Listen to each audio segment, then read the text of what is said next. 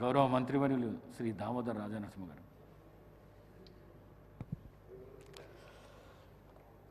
అధ్యక్ష, leader of the house గౌరవ ముఖ్యమంత్రి గారు ప్రవేశపెట్టిన సంతాప తీర్మానాన్ని బలపరుస్తూ దేశ మాజీ ప్రధానమంత్రి మన్మోహన్ సింగ్ గారు వారి యొక్క రాజకీయ ప్రస్థానము, సేవలు అన్నీ కూడా గౌరవ సభ్యులు గొప్పగా వర్ణించారు. అధ్యక్ష, మాజీ ప్రధానమంత్రి మన్మోహన్ సింగ్ గారు ఒక గొప్ప మానవతావాది, దార్శనికులు, ఆర్థిక రూపశిల్పి. వారి లేని లోటు చితీరేని లోటు. అధ్యక్ష, ఆయన ఎన్నో పదవులు అలంకరించినారు. ఒక ఆర్థికవేత్తగా, ప్లానింగ్ కమిషన్ వైస్ చైర్మన్గా, ఆర్బీఐ గవర్నర్గా, ఆర్థిక శాఖ మంత్రిగా, దేశ ప్రధానిగా. ఇందులో ప్రధానంగా మనము గుర్తించవలసింది ఒక నాయకుడు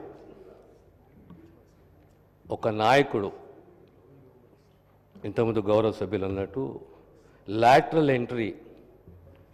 ఒక వ్యక్తి ఒక గొప్ప ఆర్థిక మేధస్సున్న మహాశక్తిని గుర్తించి క్యాబినెట్లో తీసుకోవడం,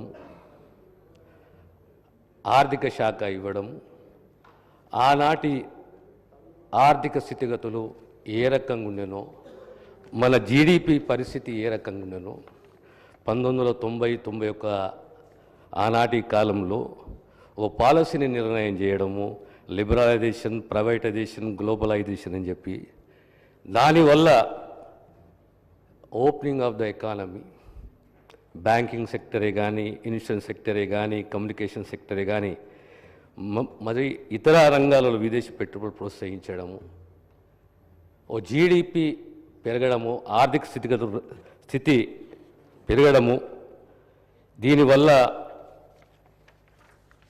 ప్రపంచంలోనే దేశానికి ఒక గుర్తింపు రావడము, ముఖ్యంగా ఎకనామిక్ స్టెబిలిటీ అనేది మనం సాధించడము, ఇవన్నిటికీ కారణము ఆనాటి ఆర్థిక మంత్రి మరియు ప్రధానమంత్రి గారు తీసుకున్న నిర్ణయాలు. అధ్యక్ష, ఆ తర్వాత ప్రధానమంత్రిగా 10 సంవత్సరాలు కొనసాగడము,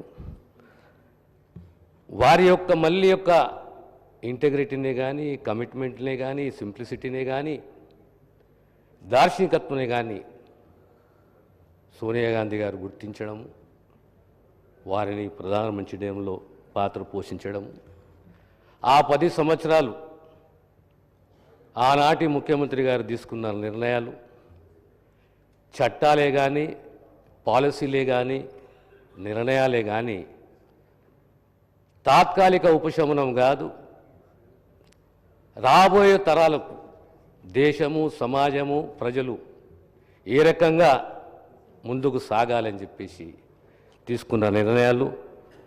ఇందులో విద్యకు, వైద్యానికి, ఉపాధికి సంబంధించి, దేశ భద్రతకు సంబంధించి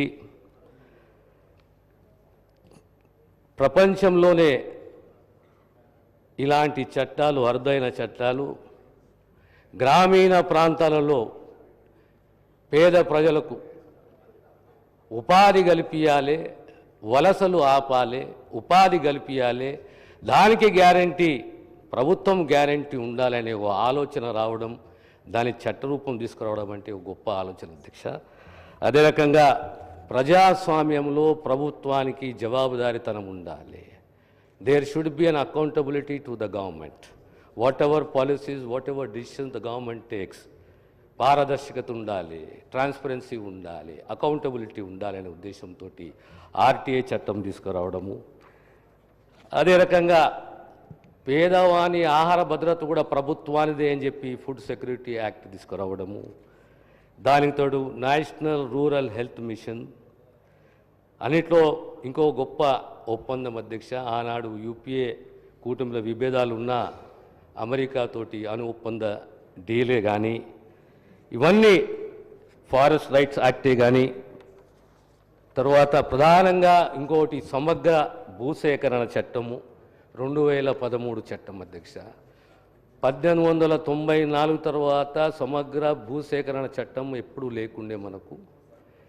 కానీ 2013 భూసేకరణ చట్టాన్ని తీసుకొచ్చి ఒక గ్రామం మునుపు గురైన, ఒక సమాజం మునుపు గురైనట్టయితుంది. భూమి ఉన్నవానికి, ఇల్లున్న వానికి నష్టపరిహారం చెల్లిస్తాం కానీ చేతి వృత్తులే కానీ, కుల వృత్తులే కానీ, భూమి లేని నిరుపేదలే కానీ వారు కూడా ఆ గ్రామము, ఆ సమాజంలో భాగస్వామ్యము వాళ్ళని కూడా కాపాడుకోవాలి, వారికి భద్రతను కల్పించాలి, వారికి సమాన హక్కులు కల్పించాలి, ఆర్థిక భరోసా కల్పించాలనే ఉద్దేశంతో ఒక గొప్ప చట్టము R&Rని ఇంక్లూడ్ చేసుకుని తీసుకొచ్చిన చట్టమే 2013 భూసేకరణ చట్టం అధ్యక్ష. అదే రకంగా ఇలాంటి ఆలోచనతోటి మహత్తర చట్టాలని, పాలసీలని తీసుకొచ్చి ప్రధానంగా ఏపీ రీఆర్గనైజేషన్ యాక్ట్, ఇది చెప్పక తప్పదు అధ్యక్ష. 60 సంవత్సరాల తెలంగాణ పోరాట కళ సాకారం చేసి ఆనాడు leader of the parliament reorganisation యాక్ట్ని తీసుకొచ్చి తెలంగాణ కళ సాకారం చేసిన ప్రధాన పాత్ర పోషించిన మన్మోహన్ సింగ్ గారు.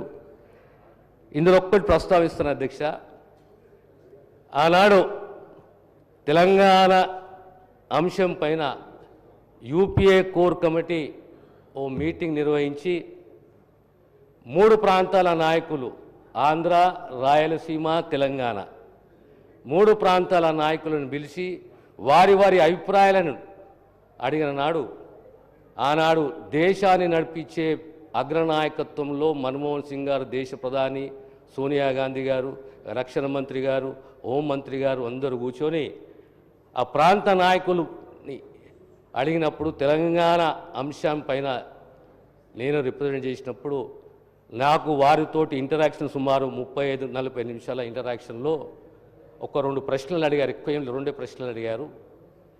తెలంగాణ దేని గురించి, మీరు తెలంగాణ ఈ సాక్రిఫైస్ ఎందుకు అవుతుందని అడిగారు అధ్యక్ష. అది నా అదృష్టంగా భావిస్తా నేను జవాబు ఇచ్చిన ఆ రోజు. ఈరోజు మన్మోహన్ సింగ్ గారు, నాయకులు రాజకీయాల్లో ప్రజా జీవితంలో హంగామా, ఆర్భాటం, ఆడంబరాలే కాదు, మానవత్వం, దార్శనికత్వం, పారదర్శకతో కూడిన సేవలు అందించవచ్చునని నిరూపించిన నాయకుడు మన్మోహన్ సింగ్ గారు. సింప్లిసిటీ, సౌమ్యుడు, మితభాషి, కానీ ఆలోచనలు, ఓ విజను, ఓ కమిట్మెంటు, వారిని చూసుకొని వారి యొక్క స్ఫూర్తి, ఆదర్శవంతుడు. ఈ తరమే కాదు, రాబోయే తరాలు కూడా వారిని ఆదర్శవంతులుగా, స్ఫూర్తిదాతగా తీసుకొని ప్రజా జీవితంలో మనమందరం ముందుకు పోవాలి. వారికి ప్రవేశపెట్టిన ఈ తీర్మానాన్ని బలపరుస్తూ సెలవు తీసుకుంటున్నాను అధ్యక్ష.